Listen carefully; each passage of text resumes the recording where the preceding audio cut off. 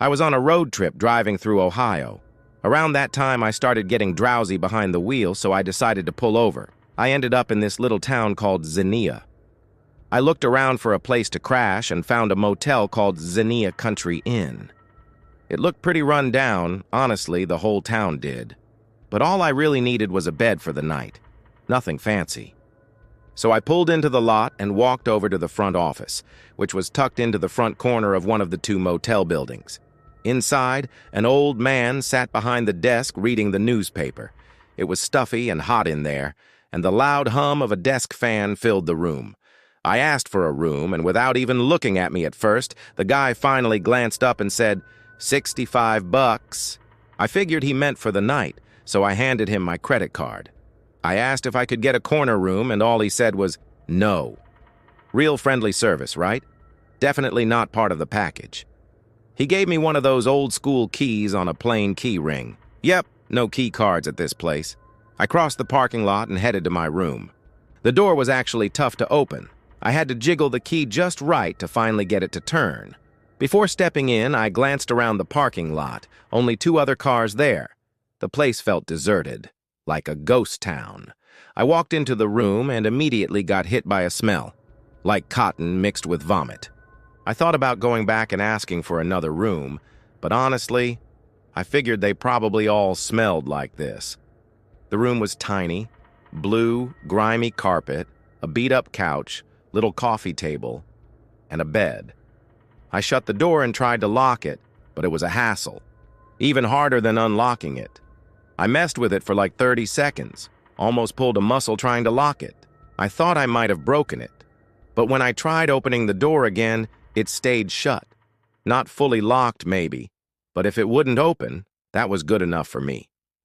I climbed into bed, and the springs let out this loud squeak as the mattress sank. I tried turning on the TV, but surprise, remote didn't work, so I just crawled under the covers and tried to fall asleep. And then, it happened. I nearly jumped out of my skin when I heard a loud thump at the window. I looked over and saw a guy standing outside, talking in this pained, desperate voice. He was like, "Hey, please let me in. I hurt myself bad. I need help." And he definitely saw me in that bed. I yelled back for him to go to the front desk, but he wouldn't stop. No way was I opening that door. I had a gut feeling he was faking it, a setup. Eventually, after I ignored him long enough, he left. I turned to check, and yeah, he was gone. That's when it hit me how unsafe this place really was. I got up to double-check the lock, making sure the door stayed shut. I pulled on it a couple times. It didn't budge. Then I shut the curtains over both windows so he couldn't look in again. That whole thing rattled me, but after about half an hour, I calmed down enough to drift into this weird half-sleep. I started dreaming I was running through a closed supermarket, being chased by the manager. Then these clicking sounds started fading into the dream, taking it over completely. The whole dream shifted because of those sounds, and next thing I knew, I woke up. The room felt cold for some reason, and when I looked down, my blanket was pulled off me. I sat up to grab it, but then I saw something. A tall figure was standing at the foot of my bed.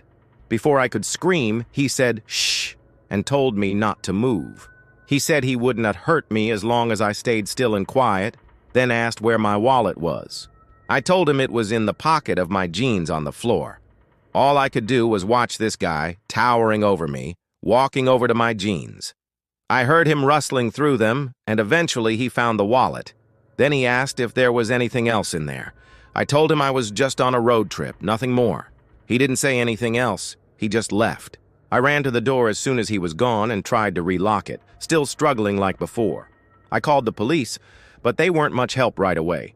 We talked to the guy at the front desk and watched the security footage.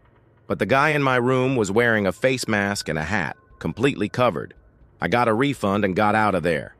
Luckily, I didn't have much cash in that wallet. I canceled my cards and slept in my car. Lesson learned: never again at a sketchy motel.